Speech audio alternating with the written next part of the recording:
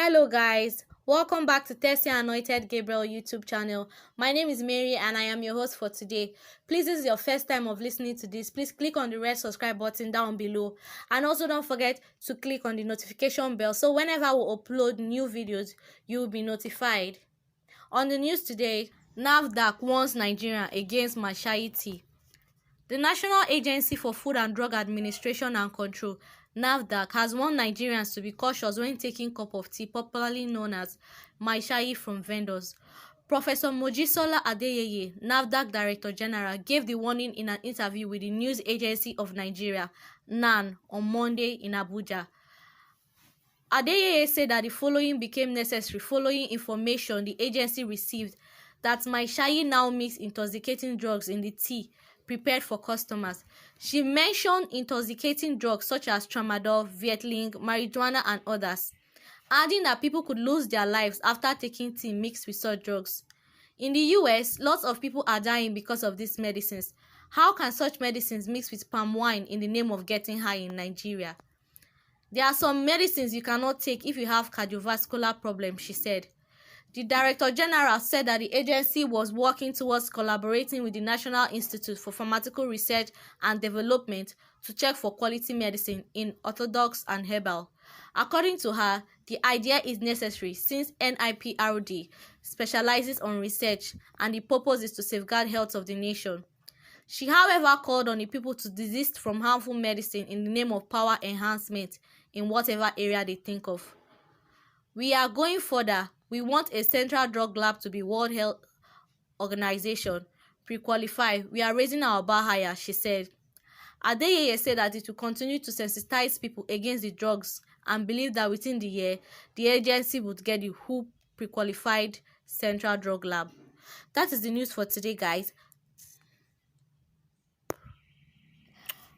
One NAFDAC is saying is that Nigerians should be careful of what they consume. That these teas these Hausa men are selling, they are spiking them with tramadol, even marijuana and other hard drugs. And that when you ingest this tea, it is harmful to the health. But why would a normal person start putting tramadol inside tea that they want to sell to people? But the thing is not about warning Nigerians. Is if NAFDAC has made a solution to this problem, because if they don't do anything about this, people continue selling these teas. They should find the people that are selling these teas and apprehend them. They should take care of this issue because they know the people that are selling these teas.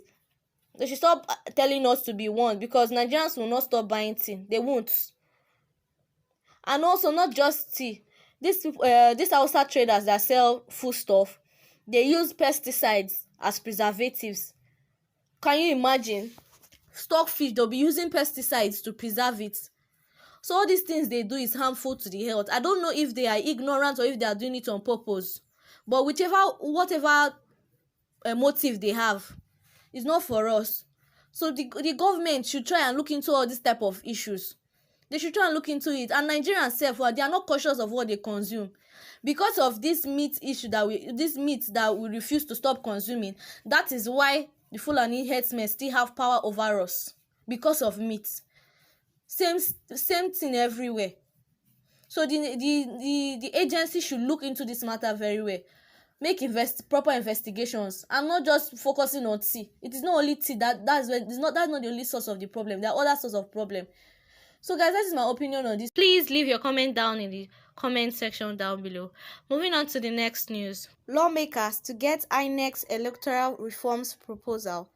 A far-reaching electoral reform proposal has been prepared by the Independent National Electoral Commission (INEC) to guide future elections beginning from 2023. The proposal is an upgrade on the 24-point amendment submitted to the 8th National Assembly, which they failed to consider because of the crisis of confidence between the lawmakers and the executive. Top on the list of new proposals, which INEC will likely submit to the National Assembly at the end of this month for consideration and passage, is the reduction in the number of political parties, greater room for INEC to control collation and returning officers, using number of accredited voters to determine outcome of polls. This will eliminate inconclusive election, among others. The amendments were arrived at during the multi-stakeholders review session on the 2019 elections. Investigations show that INEC is concerned about the uncontrolled number of mainly weak and non-existent political parties and candidates on a ballot paper, which has led to economic waste. For instance, about 65% of the 84 million ballot papers printed for the last general election were burnt because only 35% of the ballot papers were used by accredited voters.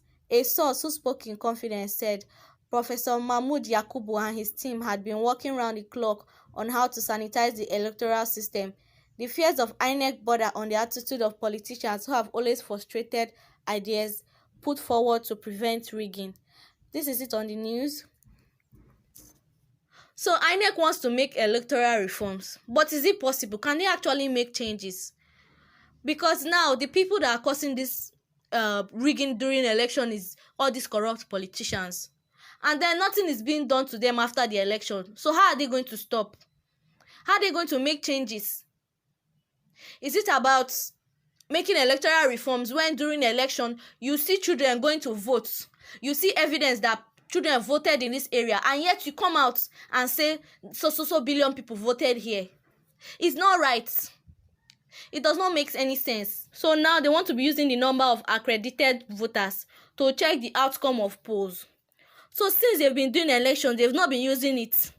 And then they will come out and be telling us this person won this place. So how are they not knowing the information? How are they not getting it right? Are they trying to say that previous elections are not credible and it's not free and fair? So what is the purpose of this reform? Are they trying to tell us now that they've not been doing well since? Because if you look at it, when they check the outcome of this polls, they see that the number of accredited voters is less than the amount of people that voted, and yet they still conclude and give that state number of people that voted. They still say that state is the winner, this one is the winner. They still come out and give us outcome of the polls. So you can see where it all went wrong. Them trying to refund it is not really my concern, because I'm hoping that by 2023 Nigeria will be restructured, so that we'll know the kind of elections we have, and we'll do free and fair elections, because I don't think it's possible, because these corrupted leaders, they are still there. So there's no need. Even if they reform it, they'll still find a way to manipulate anything they want to manipulate. The North will not change its method of electoral system. They won't change it. They'll still use all those children, all those beggars to vote. So there's no need for this electoral reform. It's saying they want to change the way they want to do things, but then they should first of all check out the issue of the corrupted politicians. It's unfortunate that the NDSC that is supposed to be chasing after these corrupted politicians, they are just doing what their commander is telling them to do. They are not going after the right people. They are just following people they don't like. So how are they now going to know the corrupt politicians? They can change if they want. If they can locate all these corrupt politicians, and then during elections put proper security enough that will guide the people that are doing all these election processes, then make sure that there are cameras wherever they are doing this election process to monitor them, so that the public can see it, so we can see as people are voting. It should be live. Nigeria can do that. It is not going to be a difficult task for them, because then that is the only way we can have free and fair election in Nigeria. And it's even possible they can still manipulate the camera. So no one. They should just fight the corrupt politicians and all these other parties that don't have say, that they are just using to fill up the gap. All these unknown parties, they should remove them, because in Nigeria we know we only have two parties, which is APC and PDP. These two parties will not give way for other parties, and we know that is true. So they should make new laws that is going to protect the citizens when they are going to vote, and that is also going to guide them if they want a free and fair election. Because this opinion of making electoral reforms is not going to help any case if they are not actually going to do anything about it. Because it is one thing to say you want to do something, and it's another thing to do it. If election time comes now, what they are saying today will be a different thing entirely. All these things they say they'll all these changes they say they will make, they will not do it again. No. All those ones will become story, and then they will conduct elections that are not credible. Among themselves, there's even mistrust. So the thing is that the corruption has eaten deep into the INEC, into the government. So it's going to be hard to have free and fair elections. Seriously, it's going to be really, really hard. So now the main purpose of them doing this electoral reforms is so that Nigerians can have free and fair elections. But is it possible? Are they even credible enough when there's mistrust between them? Are they saying that they are blind, that they've not seen that during past elections, they see these politicians and their henchmen, they come to election ground and they share money, they will say they don't used to see that one? Or they are saying they did not see, they don't know that in the north, children vote? Or they don't know the amount of registered voters or what? Election is now a joke in Nigeria, because when you're going to vote, your vote doesn't count. They already have their own machines that do what they want to do. They already have their own machines that say who will win. The corrupt politicians are the ones behind this. And since they cannot do anything about these corrupt politicians, there's no need making electoral reforms, because they're just wasting their time. All this preparation for 2023 elections, they're just wasting their energy. Because by that time, hopefully, Nigeria will be restructured, to be disintegrated, because we don't have a country where we can rely on the government to do things right for us. No. If they want to talk about free and fair elections, they should not even bother themselves. By the time they finish dealing with these corrupt politicians, then they can come out and say, yes, they want to do free and fair elections. Until then, they should not bother themselves with electoral reform. That is just the truth. So guys, I need your opinion on this news. Please leave your comments in this comment section down below, and don't forget to like, subscribe, and share this video so that others can watch it too. So take care of yourselves, and bye.